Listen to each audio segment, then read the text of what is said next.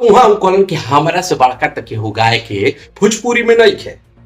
आ भोजपुरी में हिंदी के लियावल हमार हो, 100 मिलियन वाला व्यू लियावल हमार हो। और भोजपुरी हमारा बिना अधूरा के ऊपर भी स्टारडम चढ़ के बोले लागल। आ खेसारी भी ए लड़ाई में कूद पड़लन। पवन सिंह खेसारी का अपना के भोजपुरी के विधाता समझ गई का ही समझ गई बनू कि भोजपुरी यही दू जना जैसा लोगन से बाका। पवन सिंह का कहलन कि भोजपुरी में हिंदी हम ले आईनी, भोजपुरी हमारा से बा। अरे पवन सिंह, जहिया तू लंगटे घूमत हो बनू तहिया भोजपुरी में हिंदी के बड़का बड़का गायक लोग भोजपुरी के गाना गावे। भोजपुरी में अगर तोरा ना पता हो तो मोहम्मद रफी के गाना सुन ली हो, लता मंगेशकर जी के सुन ली हो, उनका बहन उषा मंगेशकर के सुन ली हो, आशा भोसले। दूसरा तरफ खेसारी, तू का कहता रह चाहे 4 लाख 5 लाख के कलाकार हो सन, कोनो कीमत से कोनो कलाकार के ना अश्लीलता फैला के रख दिले बड़ लो। आ कहता रह लो कि हम बड़का गायक हैं।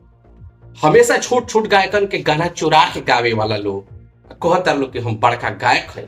तो हम लोग खाली चिलम चटुआ हो लो जौन भोजपुरी के बेचता बदनाम करता। खेसारी आ पवन आपस में कुकुर बिलार के से लड़ता रहे। उठावा, कमरिया, ढोढ़िया, कजारवा, जुबनवा, ये गाना के तो हम स्टार होई, हम बड़का कलाकार होई, घंटा हवलो तालो। दोस्तों नमस्कार, मैं बीपी यादव और आप मेरे साथ देख रहे हैं खरी बात। आज बात राजनीति की नहीं है, आज बात भोजपुर की है। जी हाँ, हॉलीवुड की नहीं, बॉलीवुड की नहीं, भोजपुरिया जगत को भोजपुरी के लोग भोजीवुड कहते हैं। इस समय चर्चाओं में 2 लोग हैं, एक है पावर स्टार पवन सिंह और दूसरी तरफ है स्टाइलिश स्टार खेसारी लाल यादव। चर्चा इसलिए इनकी हो रही है ज्यादा कि एक ने स्टेज पर आकर दारू पी करके बवाखेड़ा खड़ा किया तो दूसरे ने उसका जवाब लाइव आकर के दिया। खबर भोजपुरी जगत की है और आज मैं आपसे पूर्ण रूप से भोजपुरी में ही बात करूंगा और इस पूरे मसले को देखने की कोशिश करेंगे कि किस तरह से क्या होता है और क्या आगे चल रहा है। एक तरफ भोजपुरी के अपना के सबसे बड़का सितारा माने वाला इस समय के पवन सिंह। जी हाँ, वो पवन सिंह जेकरा के भोजपुरिया राजा कहल जाला, वो जेकरा के भोजपुरी के हीरो कहल जाला, जन के हीरो कहल जाला, यूपी बिहार के लाल कहल जाला। अब पवन सिंह इस समय चर्चा में बाड़न। काहे? पवन सिंह एगो प्रोग्राम कहलन, प्रोग्राम के बीच दारू पिए के उनकर वीडियो भी वायरल भइल। वो पवन सिंह जेकरा के आजकल के यूपी बिहार के यूथ यानी कि छोटी छोटी लड़का और बड़ सब लोग आपन हीरो मानेला आ देख के उनका के आगे बढ़े के कोशिश करेला। जे गायकी कल चाहेला वो चाहेला कि हम पवन सिंह लेखा बनी ताकि आगे जाके खाली भोजपुरी ना गाई, हिंदी भी गाई, पंजाबी भी गाई। लेकिन वो दारू पियल उनकर वीडियो, दारू पी के उनकर प्रोग्राम के वायरल भइल। वहां कहलन कि हमारा से बड़का तक हो गाय के भोजपुरी में नहीं खे। आ भोजपुरी में हिंदी के लियावल हमार हो, 100 मिलियन वाला व्यू लियावल हमार हो। और भोजपुरी हमारा बिना अधूरा बिया। दूसरा तरफ खेसारी लाल बाड़न, वो वैलन वो खेसारी लाल जेकर पूरा जिंदगी कठिनाई और संघर्ष से बीतल, तब जाके खेसारी लाल यादव भइलन। लिट्टी बेचला से लेके आज 5 स्टार तक के सफर खेसारी कैलन। लेकिन खेसारी के ऊपर भी स्टारडम चढ़ के बोले लागल। आ खेसारी भी ए लड़ाई में कूद पड़लन। पवन सिंह खेसारी आमने सामने आई, दोनों जना मिलके आपस के लड़ाई के जातीयता के रंग दे दिया लो। बड़ कलाकार, छोट कलाकार, सीधा कलाकार, बदमाश कलाकार आ गुंडई पर भी उतर आई लो। हमारे दोनों जने से कोनो कुछ लेना देना नहीं है। कौनो लेना देना नहीं है कि खेसारी का करतरन पवन का करतरन, कुछ मतलब नहीं है। लेकिन सवाल दोनों जना से बा, इ लोग का अपना के भोजपुरी के विधाता समझ गई वाले का, ई समझ गई बानू कि भोजपुरी यही दू जना जैसा लोगन से बाका। पहला बात पवन सिंह है।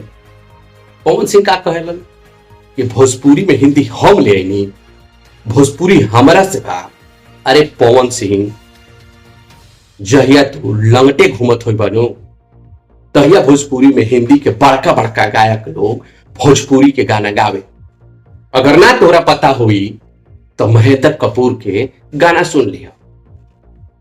भोजपुरी में अगर तोरा ना पता हुई तो मोहम्मद रफी के गाना सुन लिया, लता मंगेशकर जी के सुन लिया, उनका भाई उषा मंगेशकर के सुन लिया, आशा भोसले के सुन लिया, और किशोर कुमार के भी सुन लिया। कि भोजपुरी में नइखे कहले कहता रहा कि हम भोजपुरी में हिंदी ले आईनी, हम व्यूज ले आईनी। और दूसरा तरफ खेसारी, तू का कहता रहा चाहे 4 लाख 5 लाख के कलाकार हो सन, न तू कलाकार हो।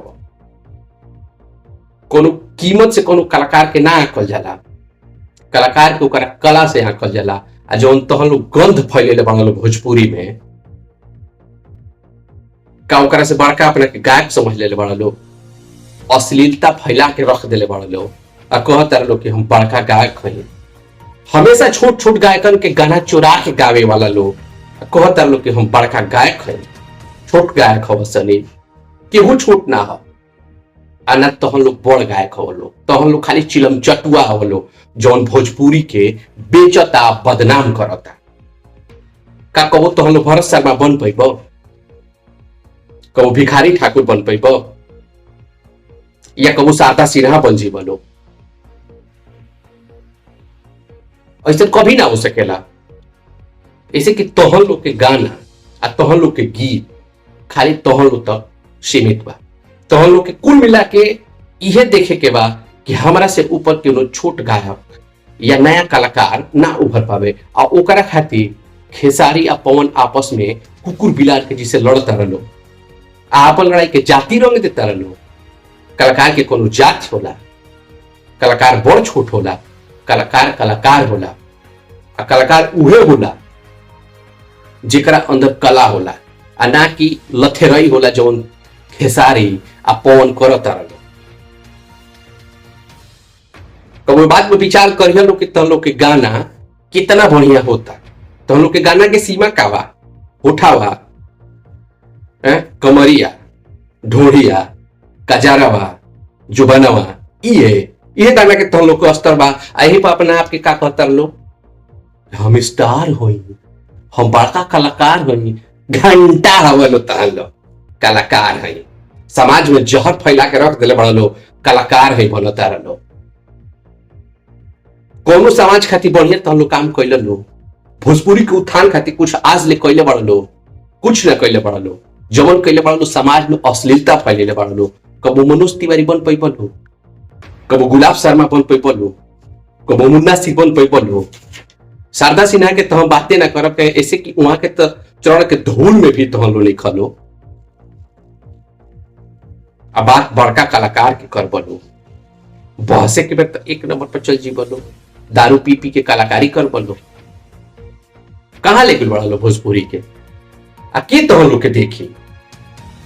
जब छोट कलाकारन के तहन लोग के मन में इज्जत नहीं है,